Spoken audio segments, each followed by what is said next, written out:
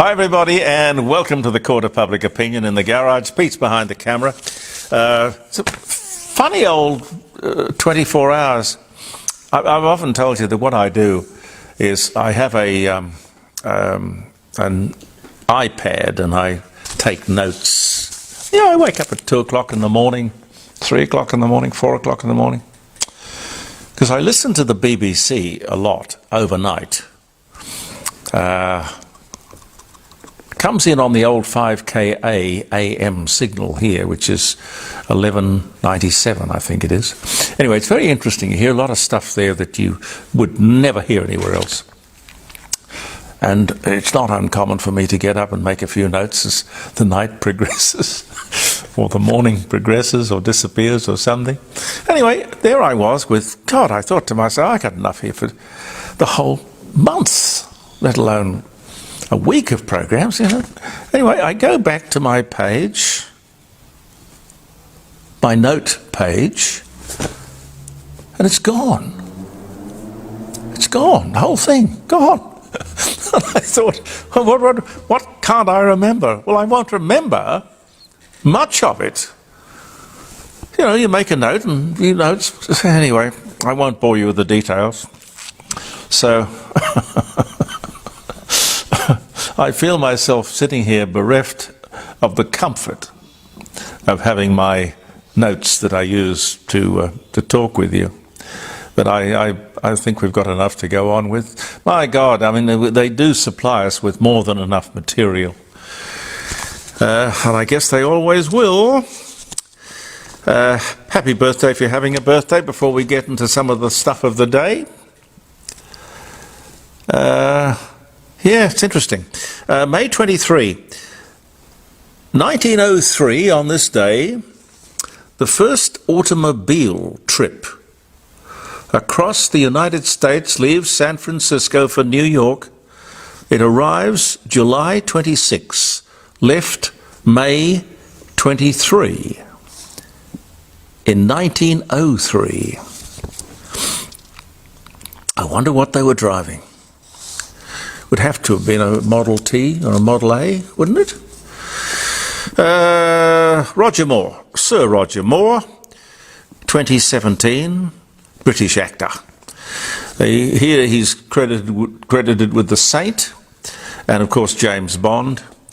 But I can remember as a kid watching Roger Moore in a medieval sort of series.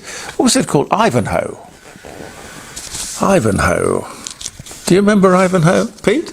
Yeah, I didn't realise it was Roger Moore, though. That is Roger Moore. Oh, okay. No, that was him. Roger Moore. Anyway, he dies at 89. Very well preserved 89, very youthful 89. But a good life, well lived. Benjamin Franklin announces his invention of bifocals.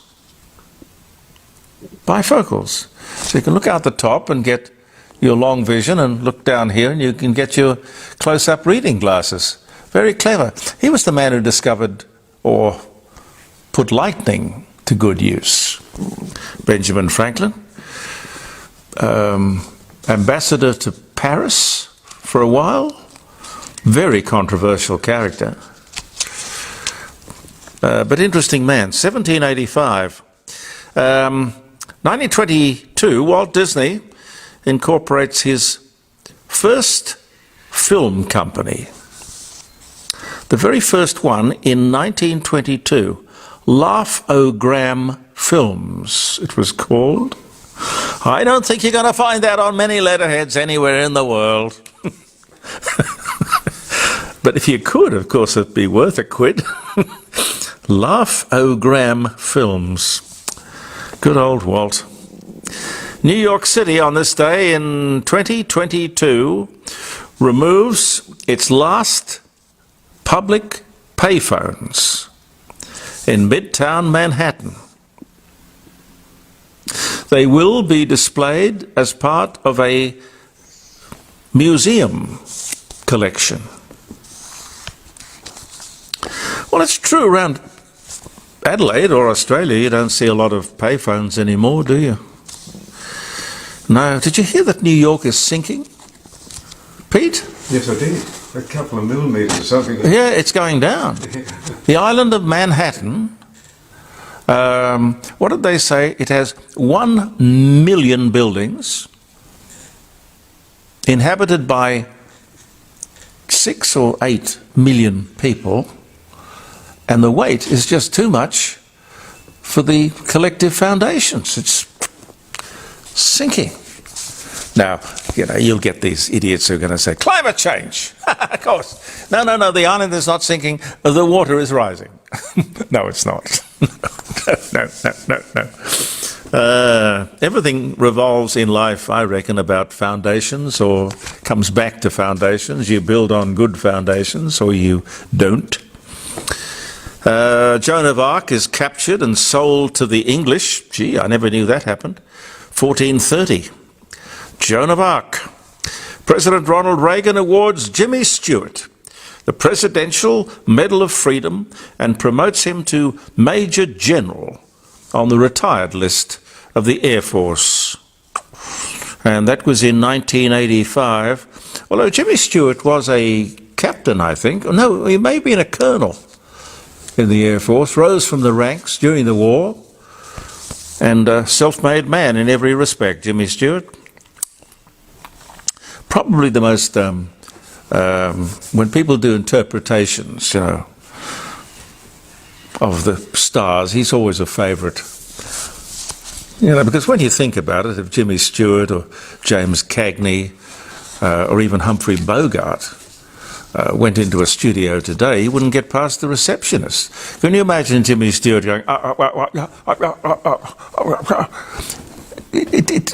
it wouldn't work today. But it should. It should, because he was a great actor. Max Mosley, the British racing driver. He was also a lawyer. President Foundation.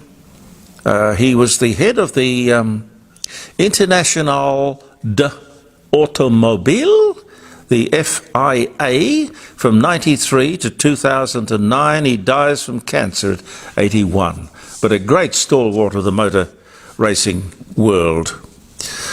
The first dogfight between Spitfires and the Luftwaffe, which would have been a Messerschmitt 109, I guess. A lot of Spitfires, a lot of Messerschmitt 109s. But the Spitfire was a much more manoeuvrable aircraft. It was a better aircraft. 1940 was the year. This was the day. A good old-fashioned dogfight. Why do they call them dogfights and not catfights, I wonder? John Newcombe, Australian tennis player, 7 Grand Slams, 17 Grand Slams, 7 Grand Slam single titles and 17 Grand Slam double titles, born in Australia in 1944, 1 year older than me. Eric Carle, the American illustrator. I had to have this one explained to me because the name really didn't mean much to me at all. But the year was 2021. He was an artist and a writer of children's books. He is most famous for having written, do you know, Pete? No. No, I'd never heard of him before either. The Hungry Caterpillar. I have heard of the Hungry Caterpillar. Born in Sydney, Australia. 91. Dies 2021. Peter Sutcliffe, convicted of being the Yorkshire Ripper, murderer of 13 women, the Old Bailey in London, sentences to a life imprisonment for each of the killings. 1981, the BBC orders 13 episodes of the Monty Python Flying Circus. They'd never get that up today. Whoa! But I'm glad they got it up back in 1969. Douglas Fairbanks, the American actor, The Mark of Zorro, The Three Musketeers, Robin Hood. This is Douglas Fairbanks Sr. 1883.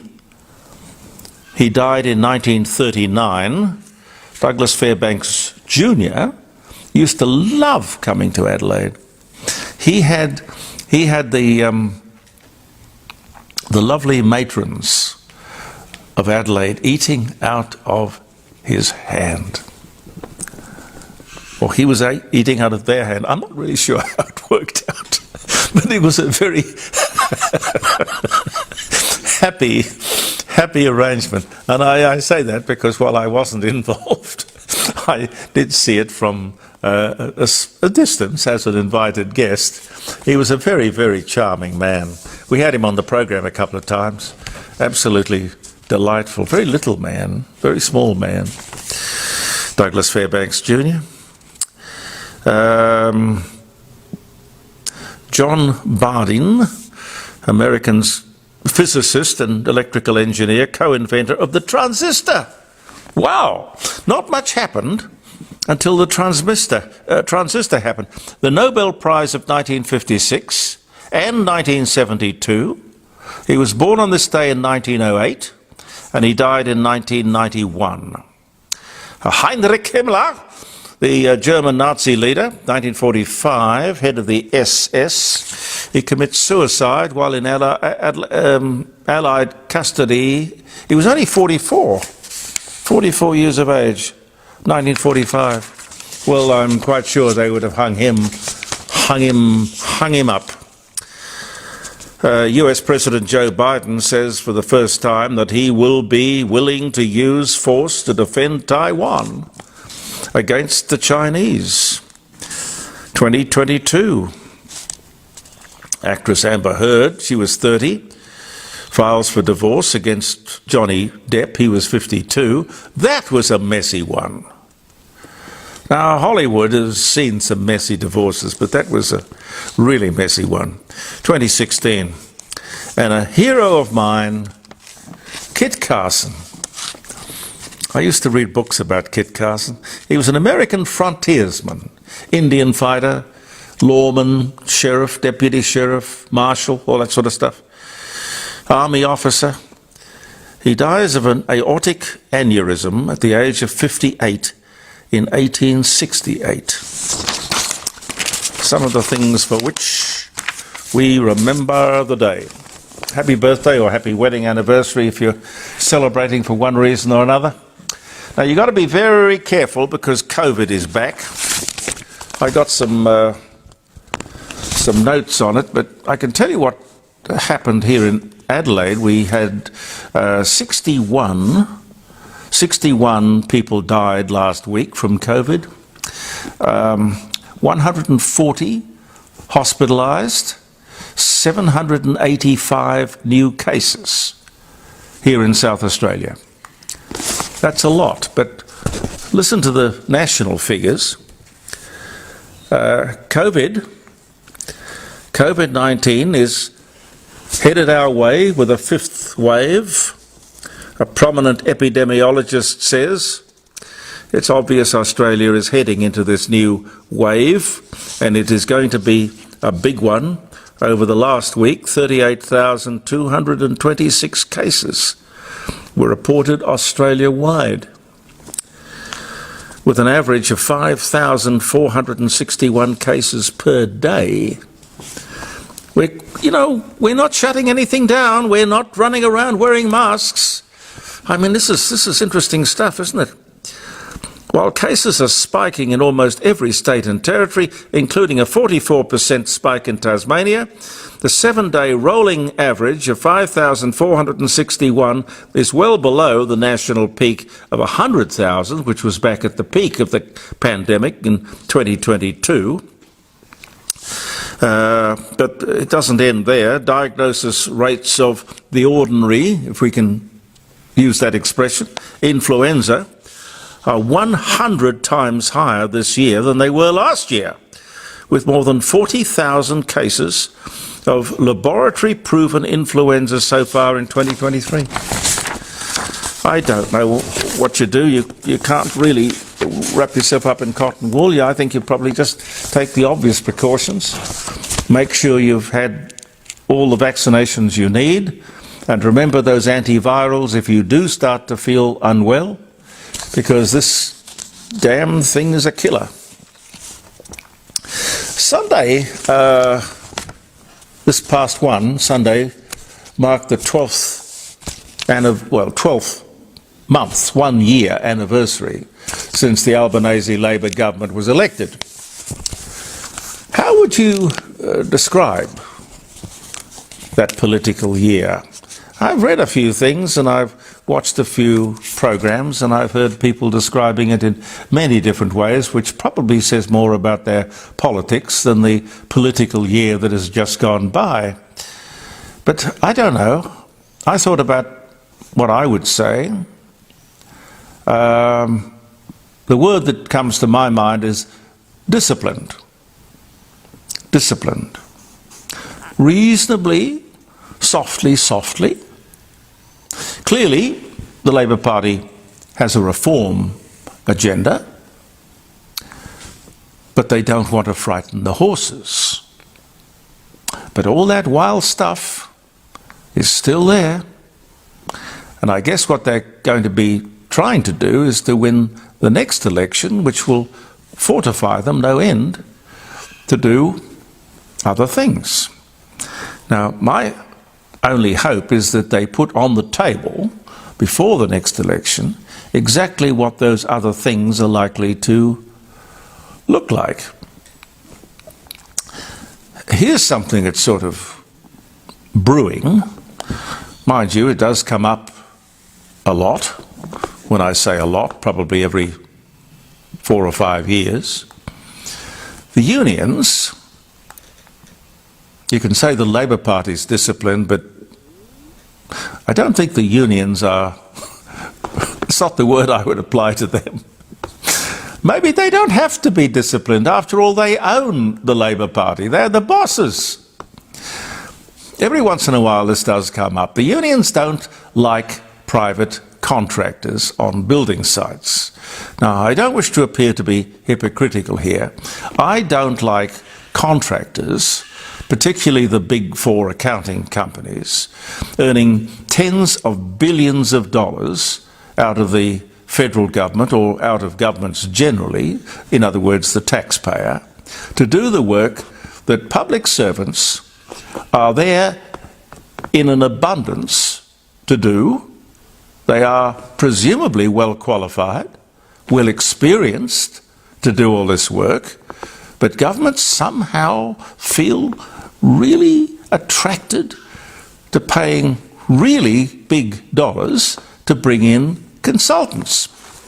Now, this is different. On building sites, it does come down a lot to self-interest. Private contractors on building sites the unions don't like. These are basically self-employed tradespeople. They want all people, this is the union, wants all people working on building sites to be members of the union and employees, which is good for the union because they have to pay their dues. I don't think it's good for the employees, although they don't sort of see themselves as employees, they see themselves as private business people. I worked in radio for years and years and years as a private contractor because I liked the independence. I knew I was given a brief as to what the radio station wanted me to do. This wasn't the arrangement under which I worked at AA. For some reason they didn't like you to be contracted, they wanted you to be on staff. Anyway, didn't much matter to me at the time. But I really did like, when I was making my way through my earlier days, my earlier career days, I really did like the idea of being my own boss. I was given a charter, things to achieve. I knew what the people who owned the radio station wanted from me. Then I just wished to be left alone to deliver it. There was no master-servant relationship. Now, the trade union movement, if you look at the whole thing, they have gone from, well, I can't give you a figure as to how popular they were back in their heyday. But today I can tell you, because I looked it up, 11 11.3% of people belong to a trade union. So you can understand the trade unions don't really like this, because it's kind of like their death knell. If you don't have members, what do you have? And particularly, it could be argued that you're not going to bully people into becoming a trade unionist. They're either going to want to do it or they don't want to do it. 11.3% is hardly a mandate or anything encouraging for the trade unionists of the world, or Australia. I don't know the figures overseas. But here's another strange little wrinkle. The AMA, which is the trade union for doctors, is doing pretty much the same sort of thing. A lot of these big clinics, some of them are super clinics, they employ doctors on contracts. And those doctors employ their own people around them, people of their own choice. Now, they are, if you like, self-employed business people, self-employed business people. The AMA says, no, these people should be on a salary. Should be on a salary? Now, unless I'm totally misinterpreting this, the people who run the practice will have to pay all the on costs, which is a terrible disincentive to employ anybody, but all of the on costs plus payroll tax, all of that stuff, it amounts to tens of thousands of dollars on top of the salary that you pay. And the doctors will, of course, have to pay their dues. It all boils down to that, doesn't it, I guess? This is all about socialism, I think, without being theatrical. It's the thing that has, socialism I mean, in the past enslaved most of the world for generations. But everywhere that I look, it's been discredited. People want to escape from socialism. Now, of course, we have a government who will encourage and almost sponsor socialism. It's deep within their DNA. Well, they're owned by the trade union movement. So watch out. They're coming for an entrepreneur near you, probably. So be careful. Now, I do want to talk to you tomorrow about this disgraceful business about the 95-year-old lady on a walking frame in a Cooma nursing home who was tasered by police. I don't know, words kind of fail me. I wasn't there. I haven't seen the footage that police obviously do take of these sort of events with their jacket cameras. But it seems so extraordinary to me as to be almost unbelievable. Here is a woman on a walking frame with dementia.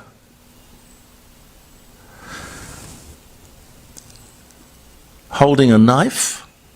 I don't know how you can walk in a walking frame and have an arm free to wave a knife around the place. We'll talk more about it tomorrow, but just let me say this quickly. The Royal Commission into Aged Care handed down one very important piece of advice. We had to make sure that everyone who had anything to do with the elderly had special training and education so they could cope with people with dementia. Now, I will inquire between now and tomorrow as to just how universally that's been embraced by the industry. But it was quite clear that that very expensive Royal Commission said that people should not be looking after the elderly unless they have that sort of training. I would extend it out to emergency service people as well, police, fire, ambulance, everyone who is likely to come in contact with somebody with dementia has to know how to handle it. Talk tomorrow. I'm Jeremy Cordeaux. Believe in yourself. Thank you for viewing the Court of Public Opinion. Talk soon.